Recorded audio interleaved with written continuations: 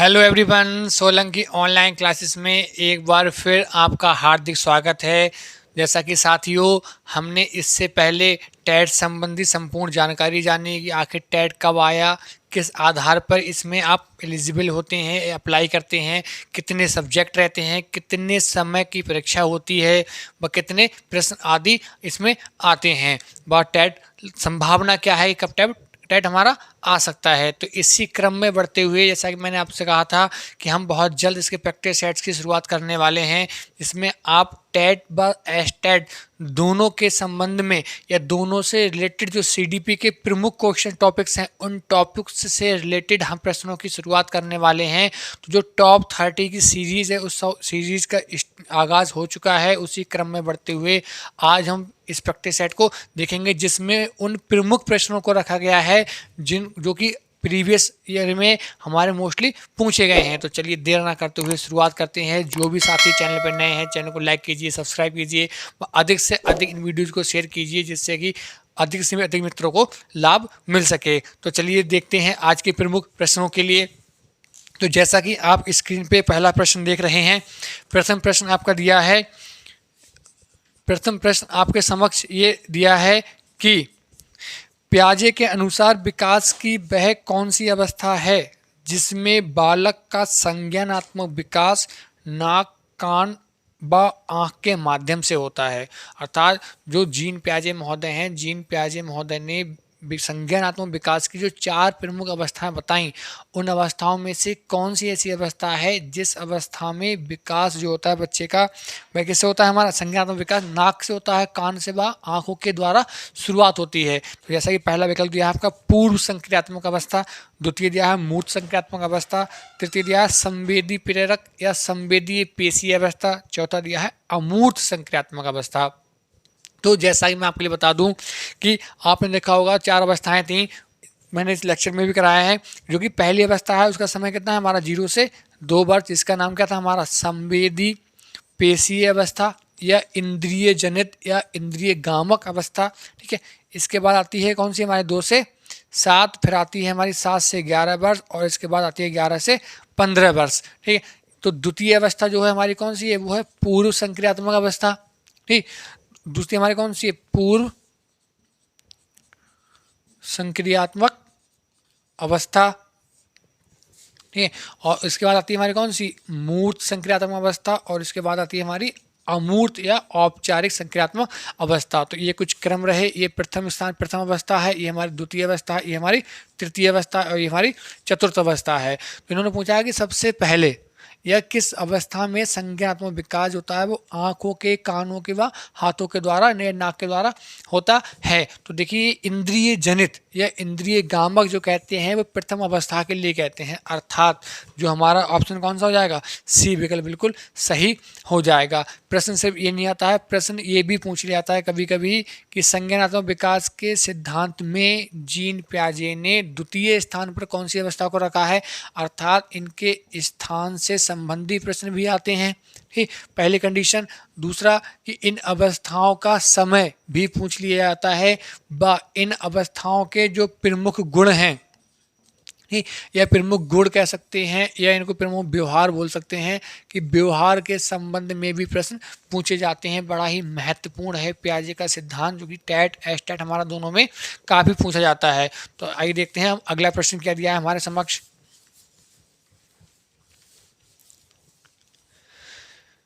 देखिए, द्वितीय प्रश्न दिया है आपके समक्ष। द्वितीय है कि विकास की किस अवस्था में बच्चे के शरीर में होने वाले यौन परिवर्तन प्रकट होने लगते हैं, कि कौन सी अवस्था ऐसी है जिसमें उसके यौन परिवर्तन जो है वो प्रकट होने लगते हैं। तो जैसा कि पहला विकल्प दिया है आपके सामने पूर्व बाल्यावस्था, बी दिया है आपका उत्तर किशोरावस्था, सी दिया है वयस्कता, डी दिया है वयासंधि या जैसे बोलते हैं प्यूबर्टी।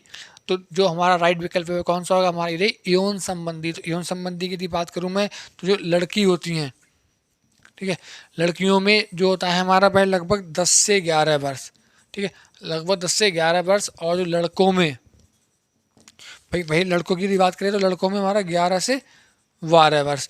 इन समय में क्या होता है, जो यौन परिवर्तन होते हैं हमारे, ठीक, यौन परिवर्तन क्या होते हैं, शो होने लगते हैं। तो देखिए ये हमारा कौन सा, इसे बोलते हैं वयसंधि, मतलब ये बीच की अवस्था, जिस अवस्था में क्या हो, बाल्य अवस्था और किशोर अवस्था के लक्षणों का क्या होता है, मिलन होता है, मिलाप होता है, उस अवस्था को बोलते हैं वयसंधि, जिसमें बाल्य अवस्था व किशोर अवस्था क्या हो, दोनों मिल रही होती हैं। तो जो हमारा राइट विकल्प होगा कौन सा हो जाएगा, डी विकल्प बिल्कुल राइट हो जाएगा।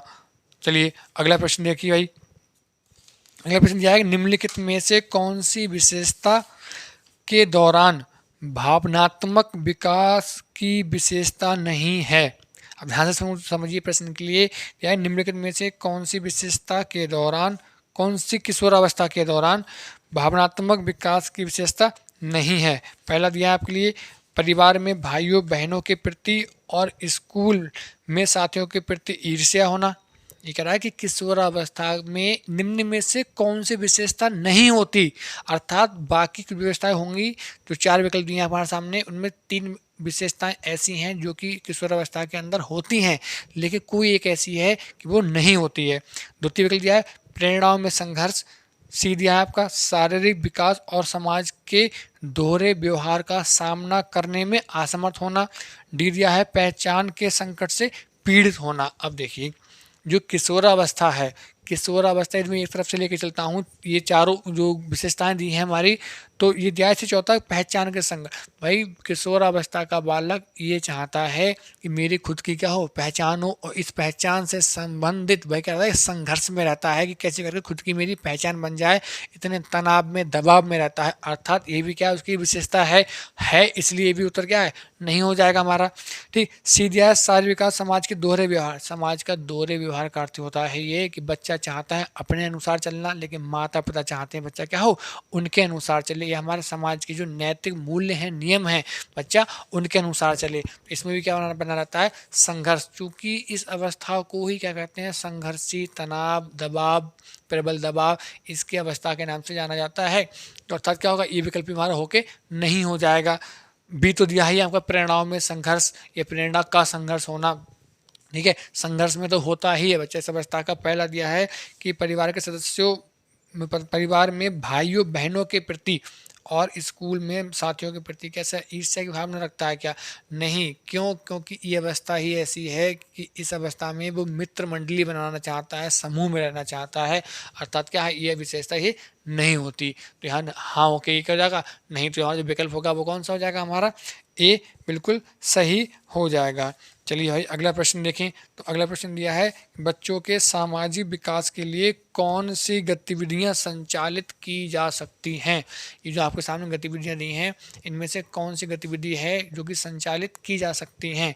पहला दिया है त्यौहार मनाना, बी दिया है राष्ट्रीय त्यौहार मनाना, सी दिया है जन्मदिन मनाना, और डी दिया है उपरोक्त सभी।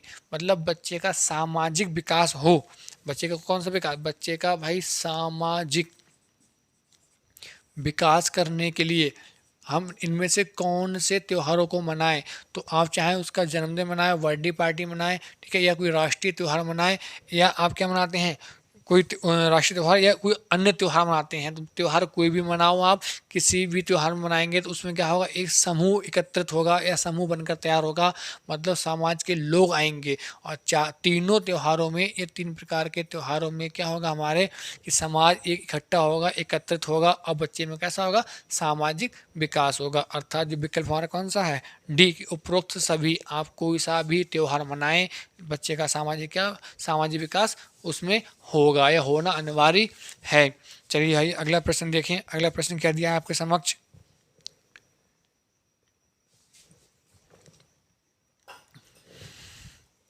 प्रश्न संख्या आपका दिया है 5वां। क्या सामान्य शिशु में विकसित होने वाला शीघ्र अतिशीघ्र अनुभव, कहता है जो नवजात शिशु होता है उसमें सबसे पहले कौन सा अनुभव है जो बहुत जल्दी क्या होता है, विकसित होता है। ए दिया है हमारा गंध, के बच्चे सबसे पहले गंध महसूस करने लगता है, मतलब वह गुण जो गुण सबसे पहले प्रदर्शित होता है या सबसे पहले एक्टिव हो जाता है, उसके अंदर सक्रिय हो जाता है। बी दिया है आपका स्पर्श करना, के बच्चा स्पर्श करने लगता है सबसे पहले, या उसकी दृष्टि काम करने लगती है सबसे पहले, या उसकी श्रवण क्षमता मतलब सुनने की क्षमता। तो यदि मैं बात करूं तो वही सबसे पहले जो आती है उसकी श्रवण क्षमता आती है, मतलब बच्चा आवाज़ पे अपने मस्तिष्क को क्या करता है, उस दिशा में मोड़ना या अनुक्रिया करने लगता है, रिस्पॉन्स देने लगता है। किस्म के लिए, सबसे पहले ध्वनि के लिए। तो जो उसकी सबसे अतिशीघ्र मतलब बहुत जल्दी कौन सा गुण विकसित हो जाता है या विकसित होने लगता है, तो उसका जो है वो श्रवण शक्ति क्या होती है, सबसे पहले विकसित होती है। व इसके बाद स्पर्श करना, गंध को महसूस करना व दृष्टि संबंधी जो अन्य गुण हैं वो गुण विकसित होते हैं, लेकिन सबसे पहले कौन सा होता है, हमारा श्रवण शक्ति होता है। चलिए भाई अगला प्रश्न देखें। इसके बाद प्रश्न संख्या आपका अगला है, यह एक शिशु का रेंगने वाला मील का पत्थर, समझना सही से प्रश्न के लिए, एक शिशु का रेंगने वाला मील का पत्थर माह की आयु के दौरान होता है। मतलब कौन सी ऐसी आयु है जो कि माह में दी है हमारी, कि इस आयु के बच्चे को मील का पत्थर या रेंगने वाला मील का पत्थर कहते हैं। बच्चा मतलब रेंगना स्टार्ट कर देता है। रेंगने का मतलब ये धीमे धीमे चलना शुरू कर देता है। वह चाहे सीधे पैरों के बल पे ना तो घुटनों के बल पे चलना शुरू करता हो। तो जैसे पहले दिया है कि 4 से 6 माह का, तो बी दिया है 2 से 3 माह का, सी दिया है 15 से 18 माह का, और डी दिया है हमारा 7 से 10 माह का। तो जैसा कि डी दिया है 7 से 10 माह का, जैसा कि आप जानते हैं कि बच्चा जो चलना या रेंगना शुरू करता है वो कौन सी अवस्था में करता है, वो करता है हमारा 7 से 10 माह में। ठीक है, लगभग जब बच्चा 1 वर्ष का होने वाला होता है या आधे वर्ष से आगे बढ़ता है, तब वो करता है धीरे धीरे उठकर चलना शुरू कर देता है। तो जो रेंगने की आयु है वो कौन सी है, हमारी 7 से 10 माह है। विकल्प हमारा डी का हो जाएगा, बिल्कुल सही हो जाएगा। अगला प्रश्न दिया है, साइकोलॉजी शब्द को सबसे पहले प्रयोग किसने किया। ए विकल्प दिया है प्लेटो ने, बी दिया है अरस्तु ने, सी दिया है रुडोल्फ गोएके ने, और डी दिया है विलियम बुंट ने। तो जैसा कि मैं आपके लिए बता दूं कि जैसे प्लेटो है, अरस्तु है, तो अरस्तु महोदय जो थे साइकोलॉजी, ठीक है, क्योंकि साइकोलॉजी क्या बोलते हैं, मनोविज्ञान। जैसा कि इसके इतिहास में आपको बताया था, इसे क्या बोला जाता है, मनोविज्ञान। तो इसी मनोविज्ञान के क्रम की बात करें तो इसे कहते हैं मन का विज्ञान। किसका विज्ञान, मन का विज्ञान। तो मनोविज्ञान शब्द है, इस शब्द को बाहर निकालने वाले कौन थे, निकालने वाले आए हमारे अरस्तु महोदय। निकाल कर किससे लाए, तो इसलिए क्या थे कि इससे दर्शन शास्त्र से। ठीक, इसलिए अरस्तु को मनोविज्ञान का क्या कहते हैं, हम जनक कहते हैं, और दर्शन शास्त्र को मनोविज्ञान की क्या कहते हैं, हम जननी कहते हैं। ठीक, अब यदि मैं बात करूं साइकोलॉजी की, तो ये साइकोलॉजी शब्द को जो प्रयोग किया था वो किसने कहते हैं, हमारा रुडोल्फ ने। और रुडोल्फ ने किसने, रुडोल्फ ने अपनी एक पुस्तक लिखी जिसका क्या नाम था उसका, साइकोलॉजिया। साइकोलॉजिया, इसमें क्या है, इसे एक लैटिन लैंग्वेज है ये, कि इसमें क्या किया, इस साइकोलॉजी वर्ड का प्रयोग किया। और इस साइकोलॉजी शब्द के लिए ब्रेक करने वाले महोदय कौन थे, वो थे गैरेट महोदय। ठीक, ये क्या थे, इन्होंने बताया कि ये वर्ड जो हमारा किससे बना है, ये साइकी प्लस लोगस से मिलकर बना है, जिसमें बाद में इसका साइकी का अर्थ अलग अलग बदल गया। पॉम्पनोजी ने इसे अलग बताया, विलियम बुंट ने इसे अलग बताया हमारा। तो ये इसका कुछ विकास का क्रम रहा। ठीक, अब बात करते हैं कि इसकी प्रश्न की अपने आते हैं। तो यह साइकिल शब्द को सबसे पहले प्रयोग किसने किया था, सबसे पहले जो प्रयोग किया था रुडोल्फ गोएके ने किया था, जो कि विकल्प हमारा कौन सा हो जाएगा, सी विल राइट आंसर। सी हमारा क्या होगा, बिल्कुल सही विकल्प होगा। चलिए भाई अगला प्रश्न देखें।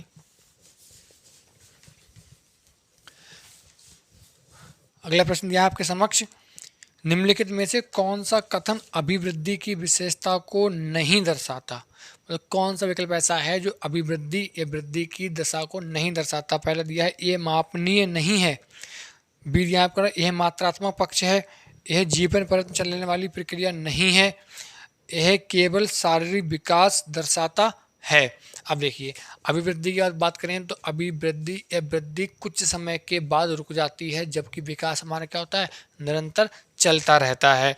अर्थात बी विकल्प सी हमारा क्या हो जाएगा, वैसे कैंसिल हो जाएगा। ए केवल शारीरिक विकास दर्शाता है, नहीं, बिल्कुल भी नहीं भाई। ठीक, ए बी का दिया है ए मात्रात्मक पक्ष है, बिल्कुल सही बात है। तो जो सही है वो नहीं पूछा है, यहाँ पूछा है वो नहीं है, मतलब नहीं दर्शाता या ऐसी विशेषता नहीं है। यह मापनीय नहीं है। क्यों नहीं है? बिल्कुल है। वृद्धि, यदि हम अपने हाथ की लंबाई की बात करें तो हाथ की लंबाई को क्या कर सकते हैं? मेजर कर सकते हैं। अपनी हाइट को हम क्या कर सकते हैं?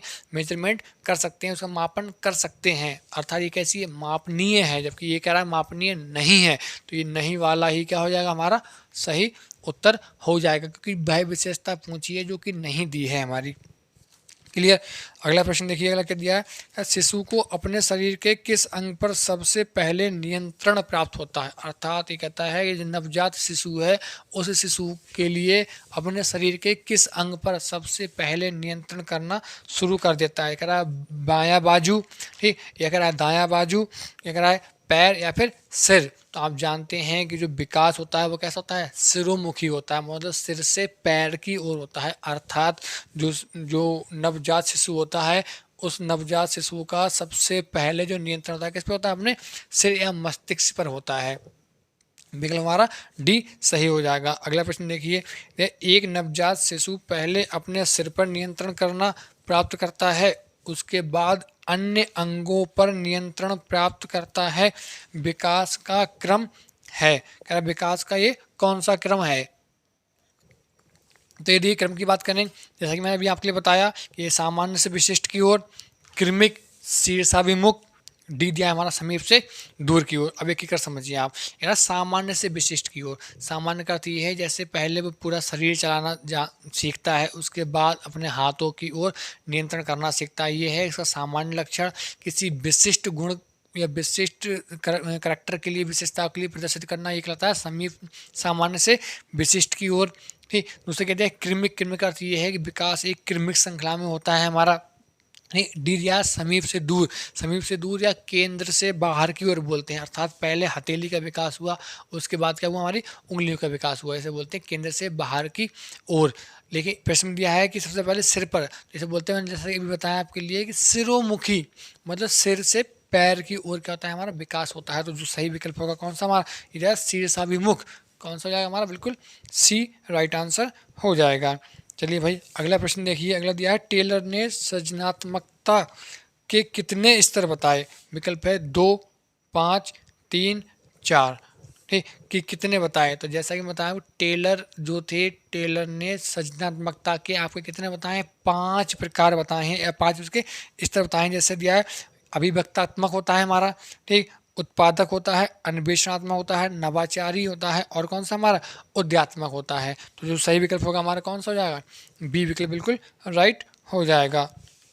अगला प्रश्न देखिए, अगला दिया है, टॉलमैन का सिद्धांत है, या टॉलमैन की थ्योरी है। पहला दिया है एसएस थ्योरी, दूसरा हमारा दिया है एसओआर थ्योरी, ठीक, उसके बाद दिया है हमारा आरएस थ्योरी और एस आर थ्योरी। अब देखिए एक एक समझते हैं। इसे बोलते हैं साइन साइन थ्योरी, चिन्ह चिन्ह अधिगम सिद्धांत। इसे बोलते हैं S O R theory, stimulus organism, मतलब प्राणी, आर हमारा रिस्पॉन्स, अनुक्रिया थ्योरी। ये क्या है? रिस्पॉन्स स्टिमुलस थ्योरी, ये है स्टिमुलस रिस्पॉन्स थ्योरी हमारा। अब देखिए समझिए क्या करके। आर एस की बात करूं मैं यदि, तो आर एस में पहले क्या दिया है? रिस्पॉन्स मतलब अनुक्रिया, और एस क्या दिया है हमारा? स्टिमुलस मतलब उद्दीपक। उद्दीपक को देखकर अनुक्रिया हो, ये बात किसने कही? ये कही थी किसने? स्किनर महोदय ने। स्किनर ने जब अपने चूहे पे प्रयोग किया था, और उन्होंने क्या दिया? स्किनर ने ये एक जो सिद्धांत दिया है अधिगम का, उसमें बताया उन्होंने, इसमें बताया आपके लिए कि एक बॉक्स में अरेंज कर लेते, इस प्रकार से अरेंजमेंट करते हैं कि इसमें चूहा बंद होता है, और चूहा उस जैसे ही खटके को दबाता है तो दाना गिर जाता है। इन्होंने बताया कि जरूरी नहीं है उद्दीपक सामने हो, अनुक्रिया तभी हो पाए। अर्थात ये प्राथमिकता देते हैं कि इसके लिए, अनुक्रिया के लिए, इसलिए इनकी थ्योरी कौन सी है? R S.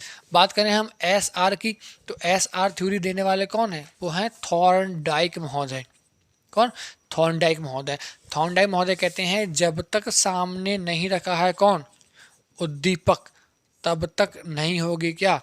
अनुक्रिया। अर्थात ये प्राथमिकता या वरीयता देते हैं किसके लिए?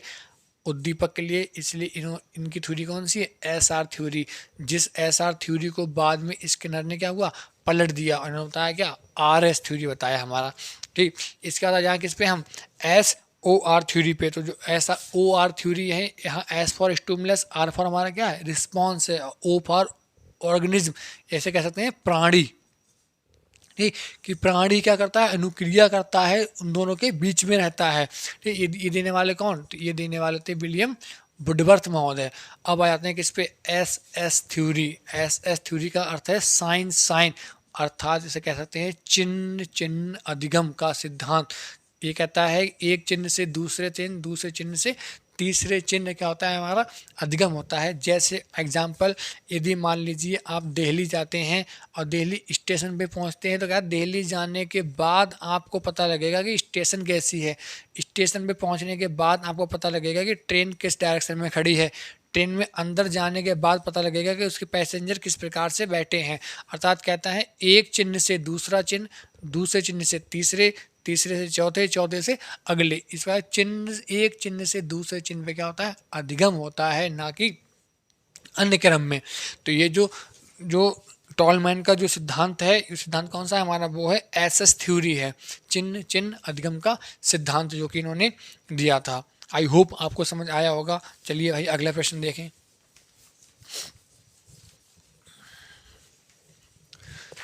अगला प्रश्न दिया है आपके समक्ष, दिया है मनोविज्ञान के किस संप्रदाय को हार्मिकवाद कहा गया। पहला दिया है संरचनावाद, बी दिया है व्यवहारवाद, सी दिया है मानवतावाद, और डी दिया है हमारा क्या, उद्देश्यवाद। ठीक, जैसे पहले दिया संरचनावाद, तो भाई संरचनावाद की यदि बात की जाए तो ये जो संरचनावाद की यदि बात करें तो ये देने वाले कौन, ये जो चेतना संबंधी थे विलियम वुंट महोदय, इन्होंने दिया। और दूसरा हमारा कौन सा दिया है, दूसरा हमारा दिया है व्यवहारवाद। तो जैसा कि आप जानते हैं कि व्यवहारवाद की नींव डालने वाले कौन थे, जॉन ब्रॉड्स वॉटसन महोदय, जिनको हम शॉर्ट में बोलते हैं जेवी वॉटसन महोदय हैं। तृतीय हमारा कौन सा दिया, मानवतावाद। तो मानवतावाद के जो प्रतिपादक रहे वो कौन थे हमारे, मैस्लो का पदानुक्रमित मांग का सिद्धांत भी जो हमारा आता है वो। और इसके बाद चौथा कौन सा दिया हमारा, उद्देश्यवाद, और जिसके कौन है हमारे, मैकडूगल महोदय। कौन है, मैकडूगल महोदय। इन्होंने बताया कि कोई भी प्राणी या कोई भी जीव बिना उद्देश्य